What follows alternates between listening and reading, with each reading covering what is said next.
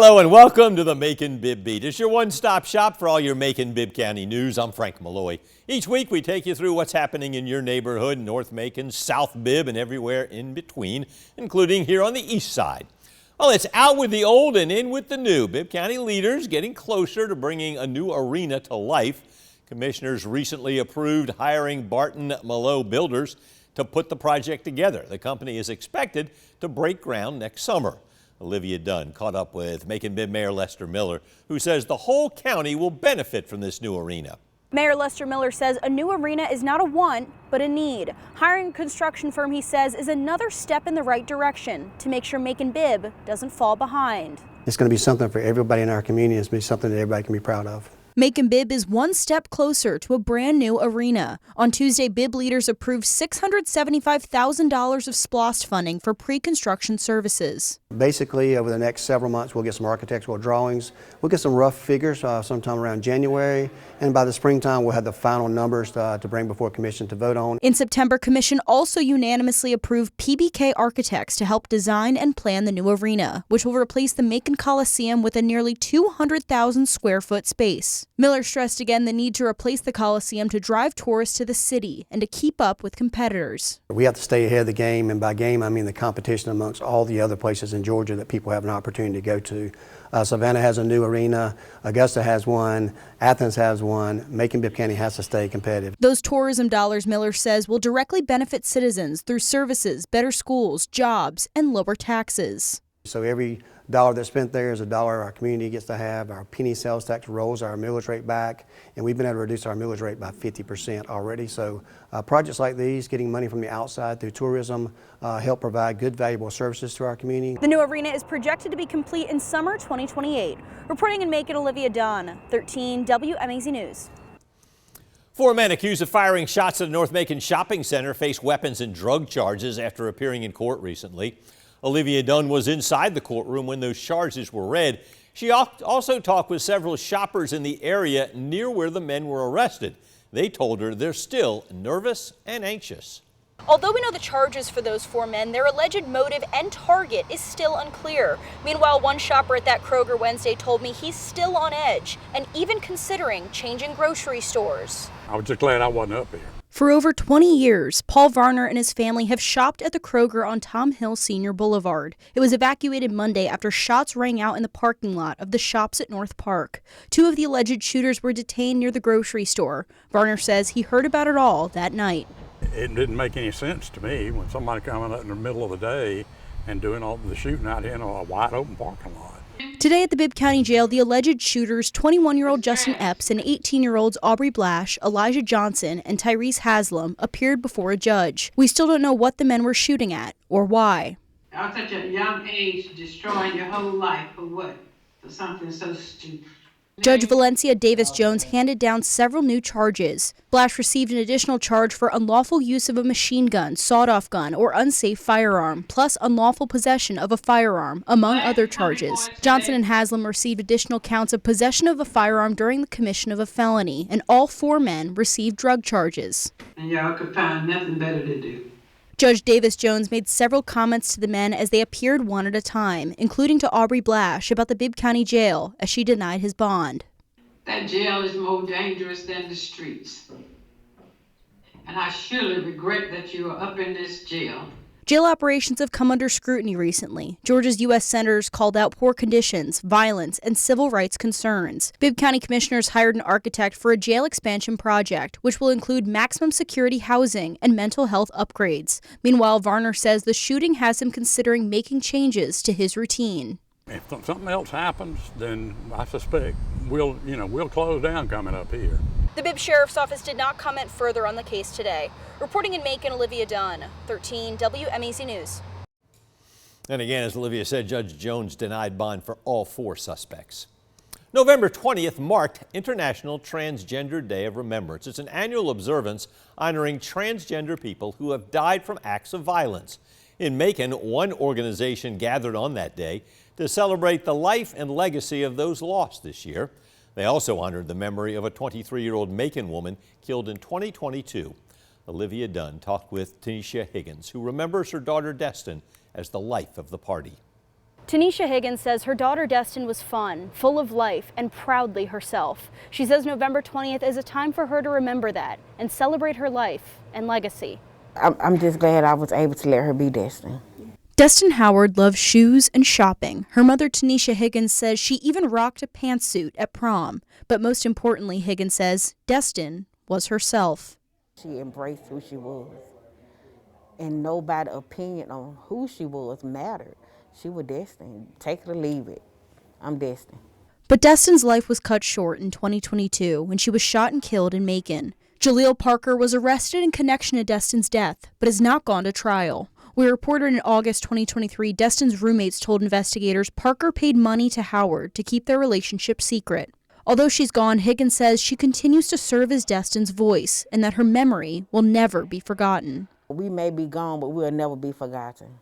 We will never be forgotten. On Thursday, Higgins joined the Navigating Omitted Minds Over Time, or NOMO's, Trans Day of Remembrance celebration. NOMO's executive director, Zaria Newbill, says Destin's death was personal to her and the community. She wants this celebration to serve as a memorial to her and to remind Middle Georgia of the transgender community's existence and purpose. And Destin had purpose because we all have purpose. And it hurts that her purpose was taken away extremely early. Through music, dancing, artwork, and tears, Higgins celebrated Destin's life and shared her simple wish. I do. I want them to be accepted for who they is. And for people, the main thing, I just want people to understand that their life matters. Their life matters. They do. Their life matters. It really does. Higgins says she plans to continue being Destin's voice for as long as she can. Reporting in Macon, Olivia Dunn, 13 WMAZ News. The No More organization works to empower trans women of color in Central Georgia. If you want to learn more about NOMO and take part in upcoming events, you can contact them through their website, nomoorganization.org. Lawmakers and financial experts talking about possibly extending the length of home mortgages to 50 years, the latest idea from national leaders in an effort to attract more home buyers. We've seen like a real sharp reduction in first-time home buyers especially, and also a reduction in people's willingness to move. To some, the 50-year option may not be the best idea because of the interest rates. Others, though, are interested because it would mean lower monthly payments. Maggie Fitzgerald talked with some folks about the proposal and how it could possibly shape Central Georgia's housing market. With federal housing officials weighing a half-century mortgage option, experts agree that affordability remains the biggest challenge for home buyers in Central Georgia. We're just going through a crazy time when it comes to housing. And I hate it because back in our day, my day, it was a lot easier than this. The road to homeownership is getting steeper, and new data shows just how much harder it's become. The National Association of Realtors says first-time buyers now make up just 21% of the market, a record low. Financial advisor Sherry Goss says the issue goes beyond housing. Everything is more expensive, from education and insurance to cars and basic living costs. A lot of kids are moving back in with their parents. It is a massive trend because they can't even afford the rent where they live. And I have clients that are going through this. Meanwhile, the average first-time buyer is now 40 years old, the oldest in history. And while a 50-year mortgage payment could be a tool for some, real estate agent Luke Smith says it could cost home buyers far more in the long run. We don't want to be house poor. We want the house to be a blessing, not a curse. The White House says a longer loan term could help buyers get in the door, but experts warn it would dramatically increase how much they pay over time, especially with today's interest rates. People are buying too much house, interest rates are too high, and it's just eating up all your money out of your pocket. Both Goss and Smith say the trade-off could put buyers at risk. The bottom line, they say, don't stretch yourself so thin that your dream home becomes a nightmare. If you could find something that you could do a 30-year and it's affordable and you could still have money in the bank for emergencies, that would be my comfort zone. If they can figure out a way to get the financial institutions to say, hey, 50-year mortgage, but hey, we're capping this thing at like 3% interest, 3.5% interest, great. But it makes no sense with today's current interest rates. In Warner Robins, Maggie Fitzgerald, 13 WMAZ News. Realtor.com says the average interest rate in Central Georgia right now is about 6.3%. That's for a 30-year fixed-rate mortgage. Check this out. Macon is now on a national list of must-visit places in the month of March. Travel site Kayak says it's all thanks to a pink explosion that helps put the city on the map. Every March, Macon transforms into what the site calls a pink cotton spun paradise. With more than 350,000 cherry blossom trees in bloom, the city becomes center stage for the International Cherry Blossom Festival. The article also highlights the city's deep Native American roots at the Okmulgee Mounds National Historic Park.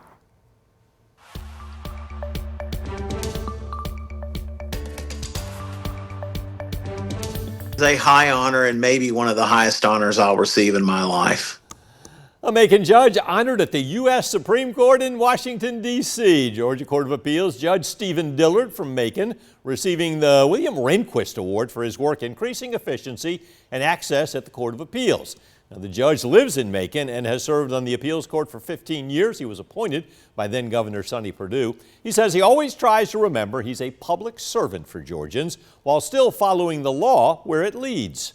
But I want anyone, any citizen to pick up one of my opinions. And even if they don't understand everything, they can read it and say, okay, I know what's going on here. You know, I want to write my opinions for the people that I serve.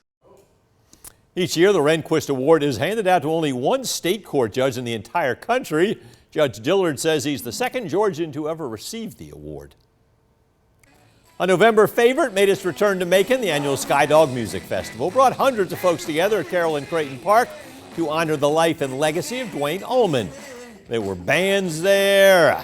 Some folks even broke out their best moves to the music. The crowd also broke records. The festival benefits Macon's Daybreak Resource Center. They collected more than $27,000 worth of essential items, their biggest haul yet. Sister Deborah Mello says every donation makes a real difference for the homeless community they serve day in and day out. Any event like this where the community comes out and helps us, that helps to reduce our costs. It's just an awesome turnout. It's a beautiful day, and Maconites have come out again to support their community and their brothers and sisters living on the street. We're just thrilled. Sister Mallet says Daybreak's next big event is the annual Sleep Out fundraiser, February 26th. She says they're looking for volunteers and community sponsors to be a part of that event. You can visit MaconSleepOut.com for additional details. When times get tough, Central Georgia's faith community always step up. This year, with inflation and government shutdowns leaving many families struggling, two religious groups prove that compassion knows no boundaries. Hunter King shows us how a Hindu temple and a Baptist church are united by one single mission: to make sure no one goes hungry this holiday season. Inside the Umia Mataji Temple in West Macon, boxes are filled with donated food. For 17-year-old Mira Panchal, this is about more than just canned goods. It's such a big honor for me to be able to be a part of this, be a help to the people, be a help to the area that raised me. In Hinduism, giving food is considered one of the most sacred acts. The temple has collected 4,000 pounds for the Middle Georgia Community Food Bank. Their timing is purposeful. October marked Diwali, the Festival of Lights, and now November marks Thanksgiving, where we reflect on how light triumphs darkness, how knowledge triumphs ignorance, and how hope triumphs despair. Across town at New Birth Missionary Baptist Church, Pastor Leon Ward is preparing for their 40th year of holiday outreach. On Thanksgiving morning, when Meals on Wheels is closed, his congregation delivers hot plates to those who would otherwise go without. His compassion, he says, started with his mother. She would even cook cornbread and take it to families. I guess I had that pattern to follow. Two faiths, different traditions, but Pastor Ward sees the same calling. What God will do is give you just enough faith to match the need. At the temple, Vice President Umang Patel puts it another way. We treat each and every person as a family member. So we don't differentiate between the race or religion. We just want to serve the people. This year, both the temple and New Birth Baptist plans to join us for Stuff the Truck. Proof that when it comes to feeding the hungry, faith doesn't divide, it multiplies. In Macon, Hunter King, 13 WMAZ News. Middle Georgia Community Food Bank says food insecurity has increased over 20% this year, making donations more critical than ever. All right, well, of course, we had our big Stuff the Truck event, and Hunter King was among those on hand helping out and also capturing some of the activity as we did our part to try and make sure everyone has something to eat this holiday season. All right, I appreciate it. You have a good day. The final day of Stuff the Truck brought out the best in Central Georgia. Volunteers greeted shoppers at the Warner Robins and Macon Walmarts. Before lunchtime, Macon had already filled 2 trucks. Johnny Chatfield retired last year. He donated $100 this morning in Warner Robins. They told me how much just $1 would make a big difference, just $1. And I figure some people can give one, and I was glad to give 100. Folks told me the recent government shutdown motivated them to give. Federal workers at Robins Air Force Base faced furloughs. The community saw how quickly people can need help. Well, it means a lot. It means a lot with the way things are now.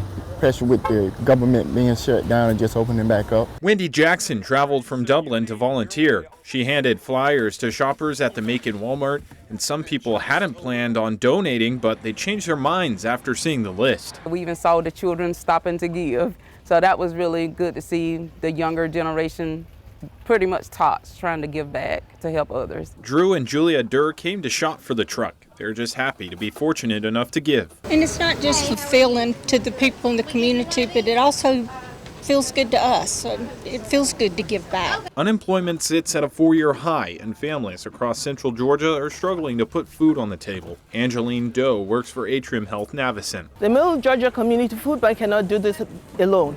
It needs a lot of partners. That's a wrap on Stuff the Truck 2025. Until next year, reporting in Macon, Hunter King, 13 WMAZ News. The Middle Georgia Community Food Bank, as you heard, says $1 provides 6 meals. Atrium Health Navison in Macon matching donations up to $25,000. On the lunch menu recently at Macon's John R. Lewis Elementary, pizza and a very special surprise. It's one 2 boys have been waiting for since January and won't soon forget. Ellie Milliken shares our story that comes straight from the heart. Can you smile for me? Students are lining up to get their lunch, and it happens to be pizza day at John R. Lewis Elementary School. The Rocker boys get to sit beside each other, which they normally don't do. But then they start to wonder, why are there a lot of unfamiliar faces at school?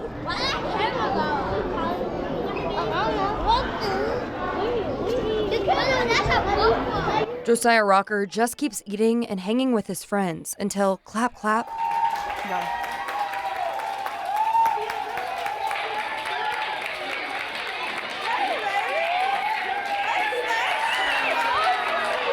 Jackson and his brother Josiah see their mom for the first time since January.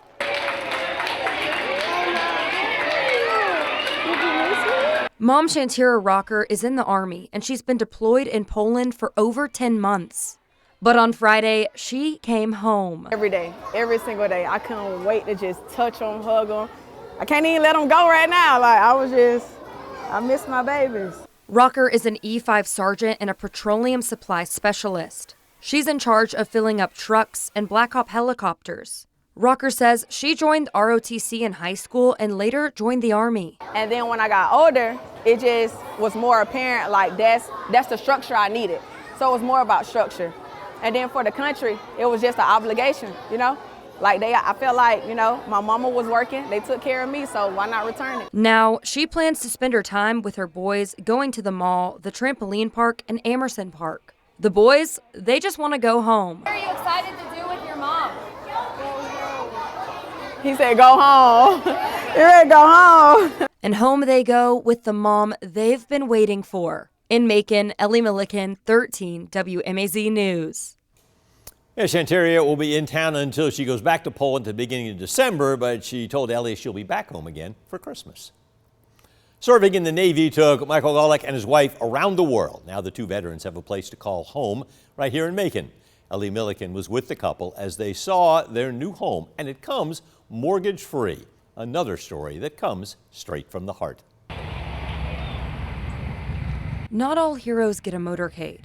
But then Michael Golick doesn't think he's a hero. To the republic for which it stands. Golick and his wife Betta are both Navy veterans. Michael served for 10 years, including time in Iraq where he was injured in combat and was in charge of watching detainees. Once he got out, he says, times got tough until he met Betta. He calls her his hero, and now they have a 12-year-old son. So Golick started fighting to get them a place to call home. What your military career was, you're obviously a humble man as well. So. Yes, I do it for everybody so they could have a life, and I do it for my son. But on Thursday morning, he got his trophy. Oh, God.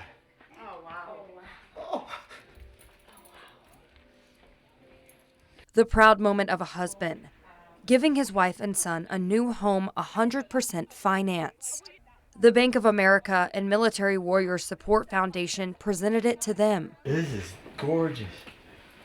For Peter, his dad is his hero and his best friend. His service inspires him. That means a lot. Because for knowing he's going out there and doing it really for me and stuff makes me feel good. And after seeing he's got his son a home, he's feeling more like a hero. And it honors me that you guys call me a hero, because really now I kind of believe that I'm starting to feel like a hero. True heroes never give up, and Michael got his reward, finally able to rest and not have to fight anymore. In Macon, Ellie Milliken, 13 WMAZ News. Yeah, Michael told Ellie he plans to apply for a job in corrections. They also plan to host sleepovers for Peter in their new home. The house has 4 beds and 1.5 bathrooms. The holiday shopping season is here. Stores gearing up for a big weekend. The National Retail Federation predicts nearly 187 million Americans will shop between Thanksgiving and Cyber Monday, a record high. As Black Friday deals roll out, experts do warn, though, that if you're shopping online, you need to watch out for cyber scams and fake offers. Maggie Fitzgerald shares what you need to be on the lookout for.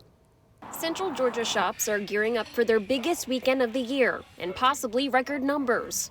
That sounds amazing. I hope we get a small percentage of those big numbers. Rumor Boutique is banking on big crowds as the store celebrates 20 years in business. Right now, they're offering 15 to 40% off clothing and accessories both in-store and online. And owner Ashley Johnson says the season is critical. We do rely on the busy holiday season and people coming out to shop local and shop with us. That's exciting for us. I mean, we think this is kind of our Super Bowl of the year. Just down the road, Lazarus of Macon is offering 20 to 50% off in-store items this week. But Stuart Cashwell says international tariffs have made stocking some brands more expensive. Tariffs are affecting prices. We've done our best to really try to be slow to increase prices, even though maybe our costs are going up. But as millions turn to online deals, especially ahead of Cyber Monday, experts say scammers are busier than ever. Not everything we see online is real or legitimate. Matter of fact, our number one scam in this area is bogus websites or fake online purchases. So we have to really do our research. Jason Blankenship with the Better Business Bureau recommends verifying shops on their website, bbb.org, and taking extra precaution before checking out. Probably your best bet is a credit card, so it builds in an extra level of dispute. And Jason Blankenship also recommends shopping only through vendors you can verify, using resources like the Better Business Bureau or even a simple web search. A few other ways to stay safe. Jason says check for legitimate customer reviews and make sure the website has a U.S.-based return address. Well, the GIAA football season came to a close last weekend. The Stratford Eagles were one of the teams playing for a state championship, and they were able to knock off the Brookstone Cougars in the state championship matchup. This game was played last Saturday night, and it was at Five Star Stadium. And the Eagles' defense was strong all day long. Maddox Whitehead came through right here for the sack right there. Stratford's offense slow to get going, but they did get some work from Aaron Jefferson, who broke up this nice run and then streaked down the sidelines, tripped up just inside the 5-yard line. A few plays later, the Eagles knocking on the door. Jalon Smith will power his way in for the first touchdown of the night. The PAT was no good, and the Eagles led 6-0. Brookstone came back, though. Jason Kelly with his touchdown catch. The extra point was good, and Brookstone had a 7-6 lead. But the Stratford special teams came up big. Morris Butler blocked the punt. Brady Flournoy recovered it deep in Brookstone territory, and that would set up a Jefferson touchdown, powering his way in. That put the Eagles up 12-7. They converted the 2-point conversion on this run right here. That made it 14-7. And Stratford hung on to win their first state championship since 2004. One man who was pretty excited was head coach Paul Carroll. Unreal, I mean, it's emotional. I'm ready to go celebrate with my family, ready to celebrate with the players and the coaches, and then I'm going to celebrate all night long, and to be honest with you, Monday's time to go back to work. The Eagles, one of 3 Central Georgia teams to capture GIAA state championships, joining the John Millen's Trojans and the Brentwood War Eagles. Well, that is the final note in this week's edition of the Macon-Bibb Beat. If you have a Macon-Bibb County story you want us to share, email us at news@13wmaz.com. Make sure you come back each and every Wednesday to get the news and stories that matter most to you. Thanks for watching this week's edition of the Macon-Bibb.